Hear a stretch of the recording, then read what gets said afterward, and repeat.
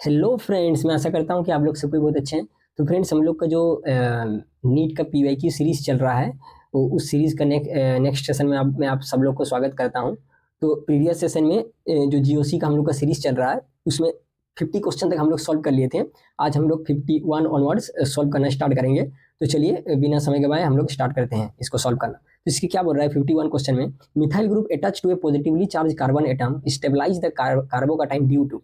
क्या बता रहा है, एक सिचुएशन दिया है, कार्बोकटाइन दिया है, कार्बोकटाइन दिया है और बोल रहा है कि कार्बोकटाइन में मिथाइल ग्रुप को घुसेड़ डालो। तो मिथाइल ग्रुप में डाल दिया, कार्बोकटाइन में, कार्बोकटाइन में मिथाइल ग्रुप डाल दिया। तो कितना मिथाइल ग्रुप दिया है वो बोला नहीं है। मैं क्या करता हूँ, क्योंकि सबसे स्टेबल कार्बोकटाइन 3 डिग्री होता है, तो 3 डिग्री में मिथाइल ग्रुप लेके चलता हूँ। कितना कितना कितना मिथाइल ग्रुप है ये बताया नहीं, तो 3 डिग्री का मैं मिथाइल ग्रुप 3 मिथाइल ग्रुप लेके चल रहा हूँ। तो बता रहे कि यहाँ पे ये सिचुएशन है, बोल रहा है कि यहाँ पे जो कार्बोकटाइन है वो कौन सा इफेक्ट से क्या होगा, स्टेबल होगा, स्टेबलाइज होगा अपना कार्बोकटाइन। देखिए सब ऑप्शन ए में जो दिया हुआ है वो माइनस आई इफेक्ट दिया है।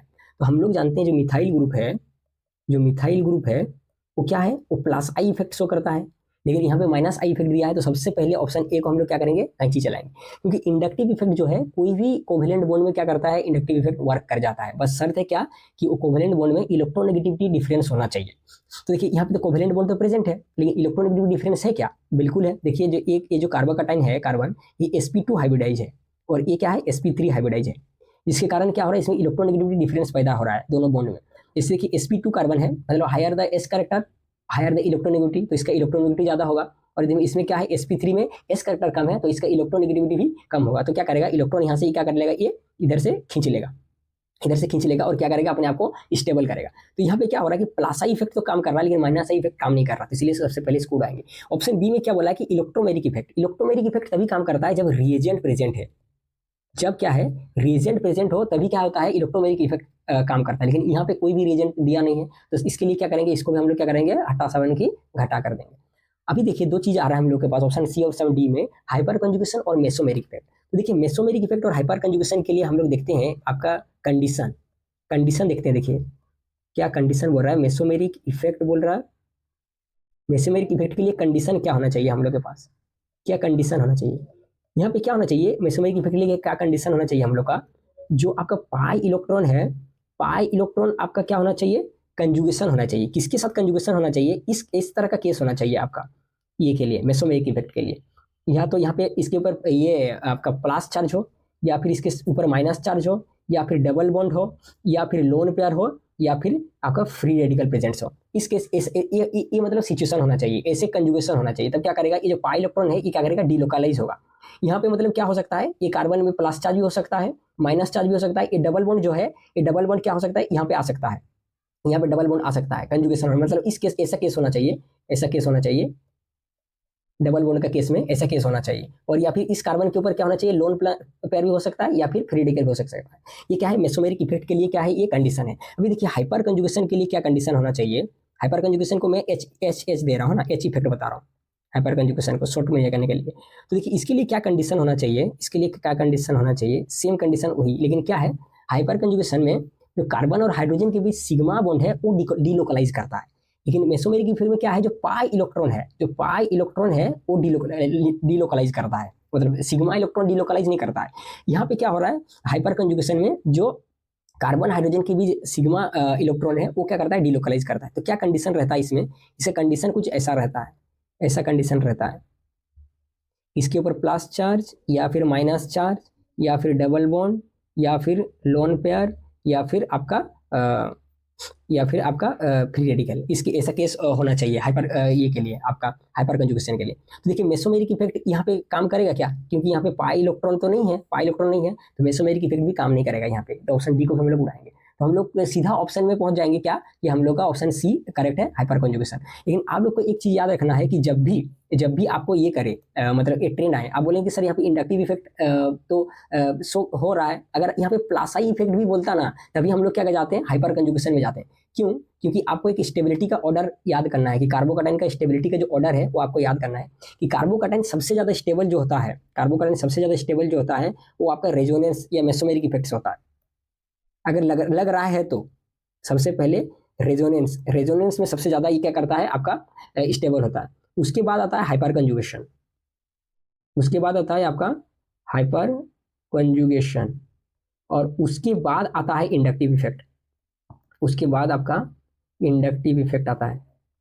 उसके बाद आपका इंडक्टिव इफेक्ट आता है। सबसे कार्बोकैटायन जो स्टेबलाइज होगा तो सबसे पहले सबसे ज्यादा रेजोनेंस करता है, क्योंकि रेजोनेंस में सबसे ज्यादा क्या करता है, एनर्जी डिक्रीज होता है।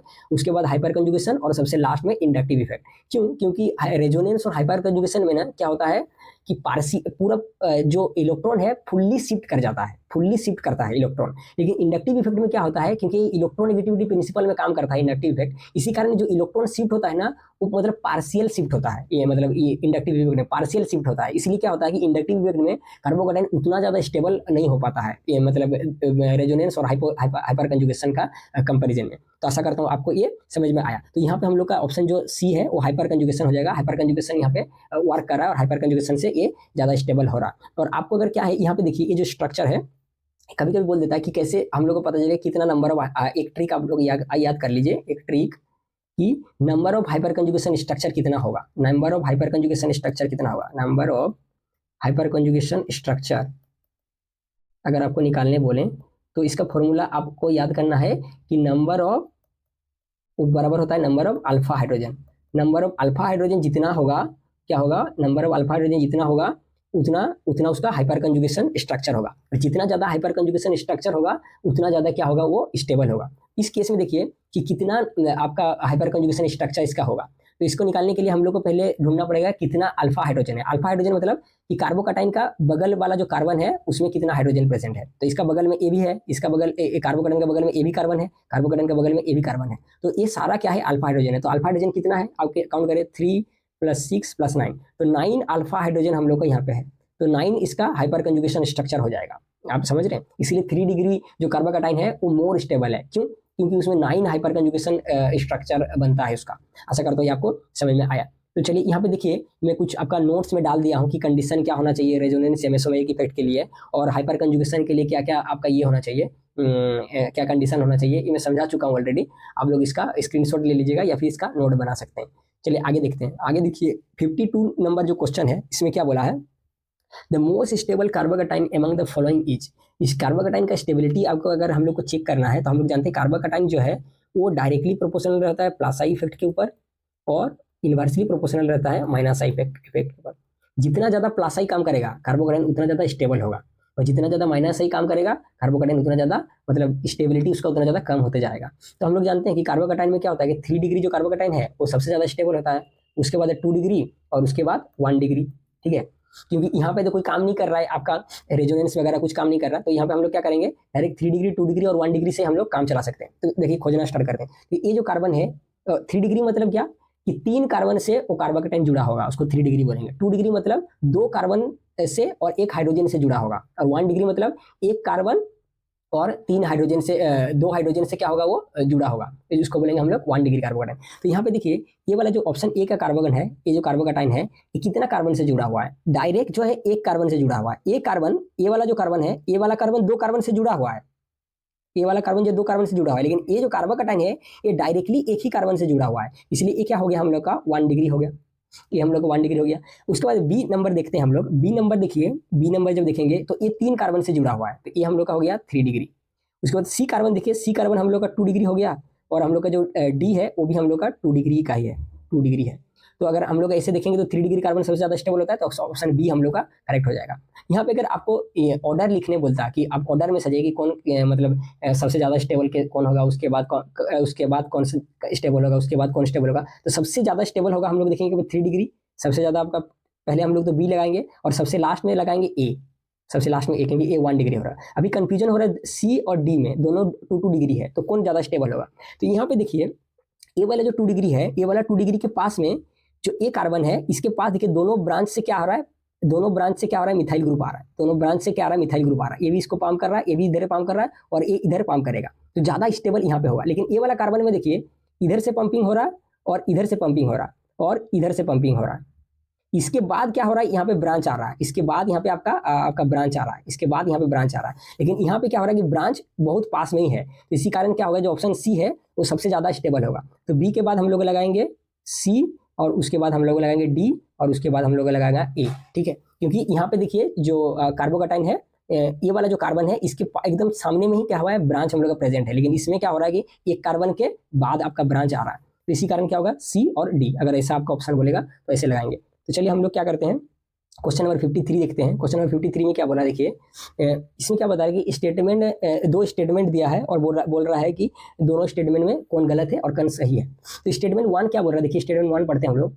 क्या बोल रहा है कि in organic compound when inductive and electromeric effect operate in opposite direction the inductive effect predominates. क्या बता रहे हैं कि एक ये में ऑर्गेनिक कंपाउंड्स में दोनों एक ही साथ वर्क कर रहा है, आपका इंडक्टिव इफेक्ट भी वर्क कर रहा है और आपका जो है इलेक्ट्रोमेरिक इफेक्ट भी वर्क कर रहा है। तो आप बता रहे हैं, तो जब दोनों वर्क करता है तो वो बता रहे हैं कि जो ये इंडक्टिव इफेक्ट है वो प्रोमिनेंट होता है। नहीं, यहाँ पे क्या होता है, जो प्रोमिनेंट होता है वो आपका इलेक्ट्रोमेरिक इफेक्ट प्रोमिनेंट होता है। क्यों, कैसे, देखिए इलेक्ट्रोमेरिक इफेक्ट में क्या होता है, जैसे मैं आपको बताया कि इंडक्टिव इफेक्ट जो है, इसमें क्या होता है, देखिए कार्बन चेन है, कार्बन चेन के बाद अगर मान लीजिए कार्बन से कोई मोर इलेक्ट्रोनेगेटिव एलिमेंट्स आ गया तो क्या करता है, वो इसके तरफ क्या कर लेता है, इलेक्ट्रॉन को खींच लेता है। तो इसके ऊपर माइनस चार्ज होता है, इसके पास प्लस, इसके पास डबल प्लस हो जाता है, इसके पास ट्रिपल प्लस हो जाता है। ऐसे करके अब हम लोग जानते हैं कि मतलब डेवलप होता है चार्ज। लेकिन ये जो चार्ज डेवलप होता है ये ना पार्शियल चार्ज होता है, ये पार्शियल चार्ज होता है, कंप्लीट चार्ज नहीं होता है, पार्शियल चार्ज, क्योंकि इलेक्ट्रॉन पार्शियली शिफ्ट करता है।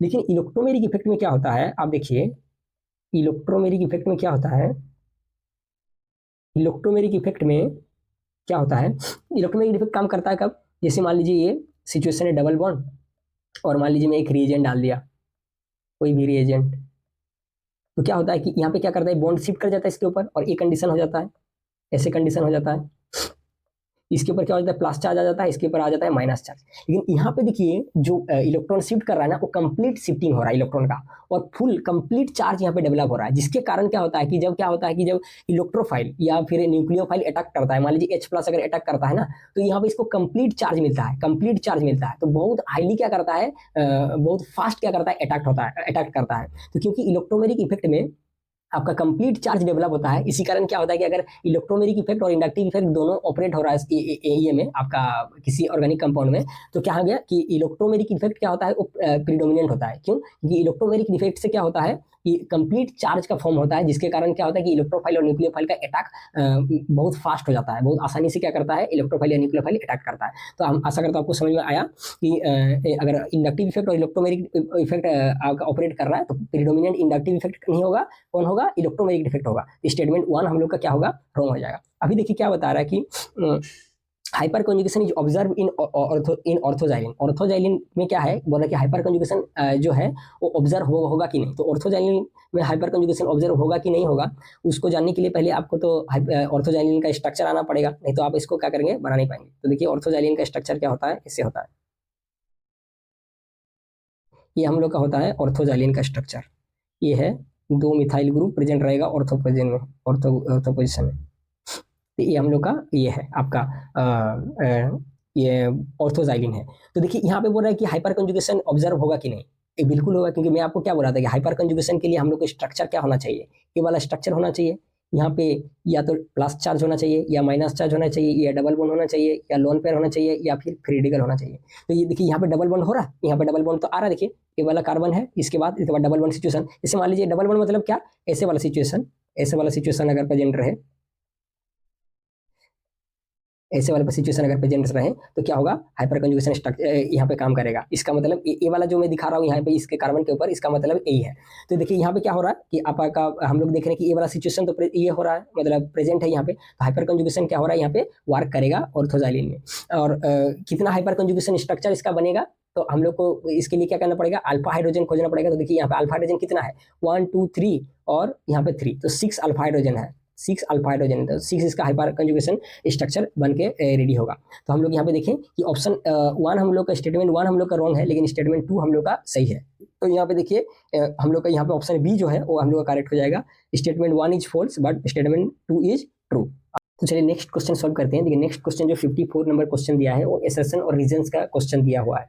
एसेशन रीजन क्वेश्चन अभी काफी ट्रेंड में बना हुआ है, काफी ज्यादा नीट से जेईई के एग्जाम में आपका पूछा जा रहा है और थोड़ा ये कॉम्प्लिकेटेड होता है, लेकिन अगर कॉन्सेप्ट क्लियर है तो बहुत आसान हो जाता है यहाँ पे इसको सॉल्व करना। तो देखिए इसको क्वेश्चन को बनाने के लिए इसके पीछे का बैकग्राउंड का कॉन्सेप्ट थोड़ा हम लोग जानते हैं। तो देखिए एक चीज आप लोग याद रखिएगा, फॉर इलेक्ट्रोफिलिक सब्स्टिट्यूशन रिएक्शन आपको याद रखना है, फॉर इलेक्ट्रोफिलिक सब्स्टिट्यूशन,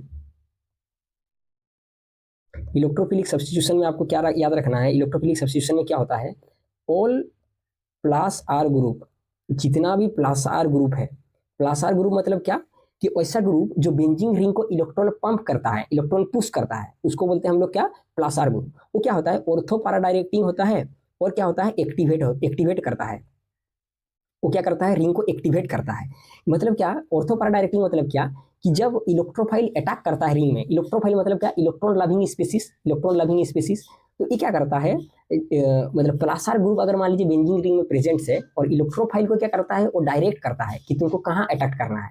वो बताता है कि या तो तुम्हें ऑर्थो पे अटैक कर सकता है या फिर तुम पारा पे अटैक कर सकता है। तो जब प्लस आर ग्रुप प्रेजेंट रहता है बेंजीन रिंग में, तो जब इलेक्ट्रोफाइल अटैक करता है ना, तो उसको डायरेक्शन मिलता है कि तुमको ऑर्थो में अटैक करना है या फिर पारा पे अटैक करना है। और क्या करता है, ये रिंग को एक्टिवेट करता है, क्योंकि इलेक्ट्रोफाइल को इलेक्ट्रॉन चाहिए और प्लस आर ग्रुप क्या करता है, इलेक्ट्रॉन डेंसिटी रिंग में बढ़ाता है, जिसके कारण क्या करता है, ये इलेक्ट्रोफिलिक सब्स्टिट्यूशन के लिए रिंग को एक्टिवेट करता है।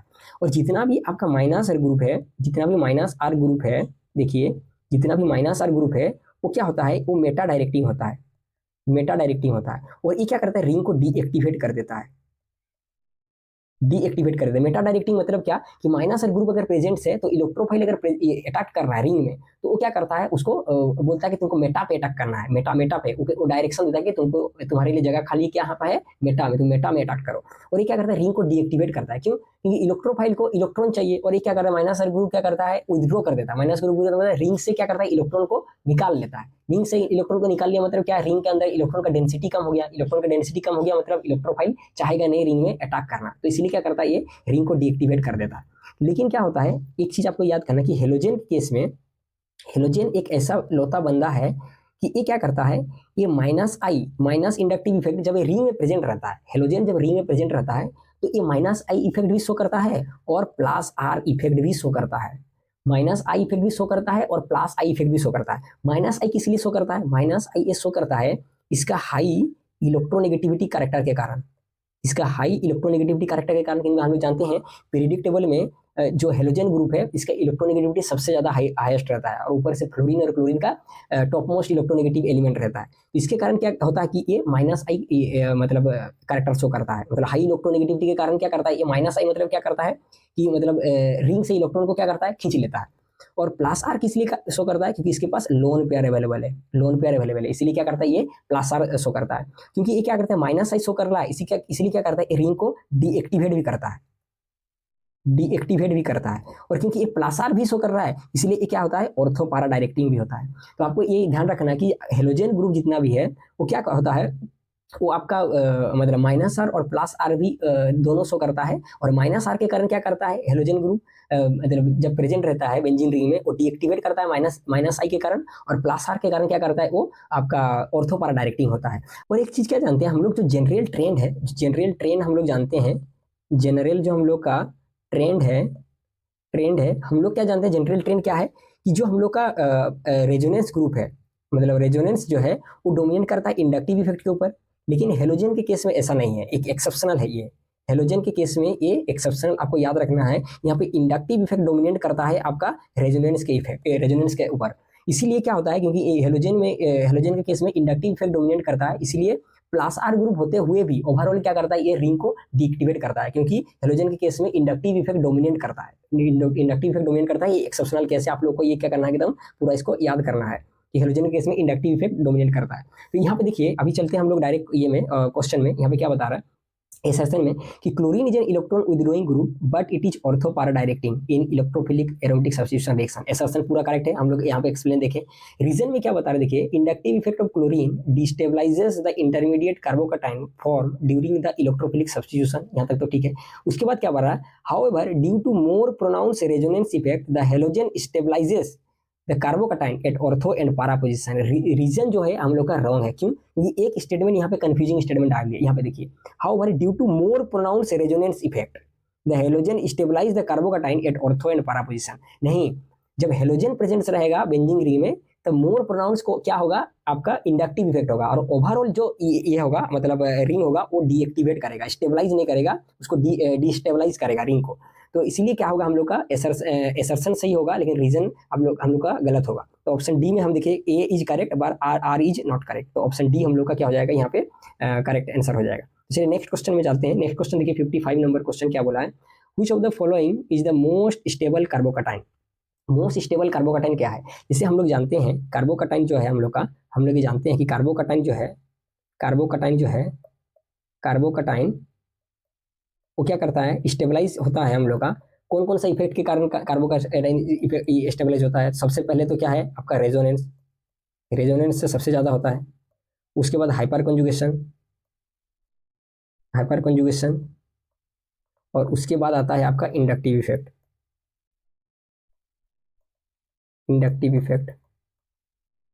ठीक है, तो ये इससे क्या होता है कि हम लोग का जो कार्बोकटाइन है वो हम लोग का स्टेबल होता है। तो यहाँ पे देखते हैं कि यहाँ पे क्या क्या ग्रुप हम लोग का काम कर रहा है। तो देखिए A B C and D को देखेंगे तो देखिए यहाँ पे क्या हो रहा है, जो कार्बोकटाइन है यहाँ पे रेजोनेंस काम कर रहा है। अब बोलेंगे कैसे रेजोनेंस, क्योंकि रेजोनेंस के लिए मैं आपको क्या बताया था, कंडीशन बताया था कि कंडीशन क्या था रेजोनेंस के लिए, रेजोनेंस कब कब हम लोग का फॉलो होगा।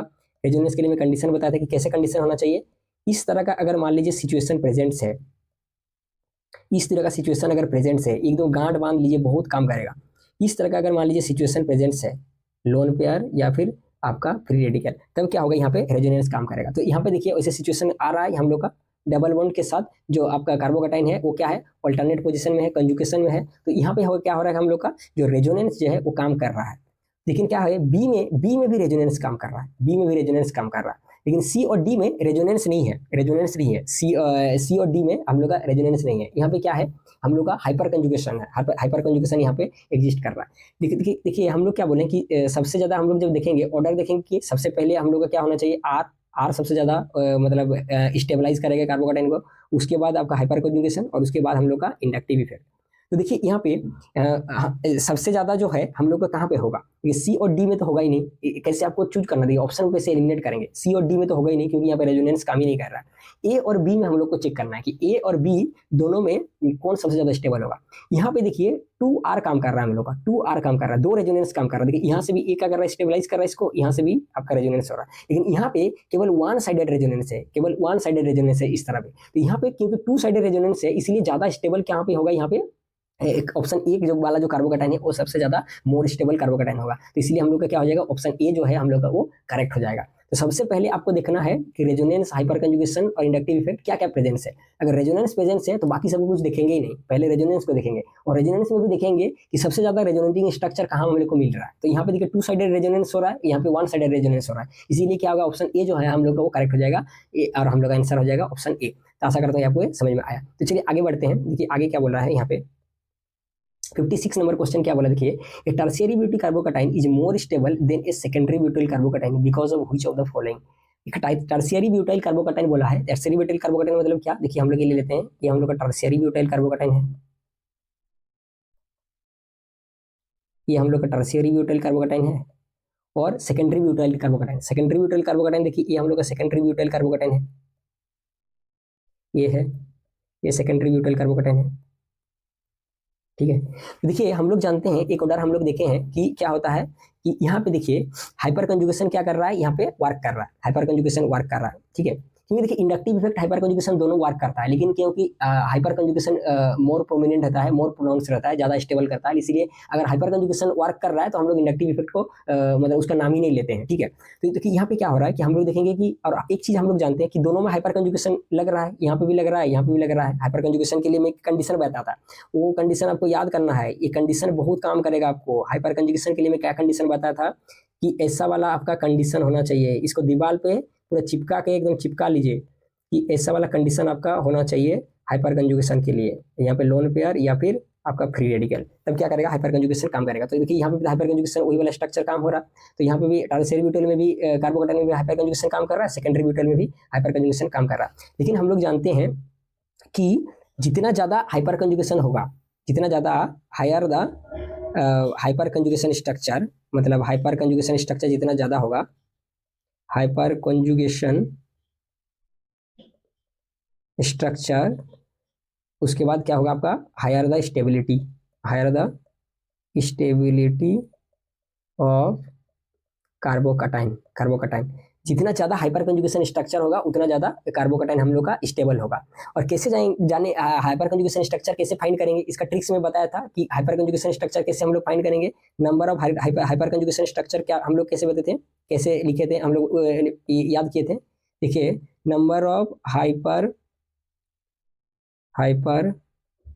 Conjugation structure is equal to क्या था हम लोग का, नंबर ऑफ अल्फा हाइड्रोजन।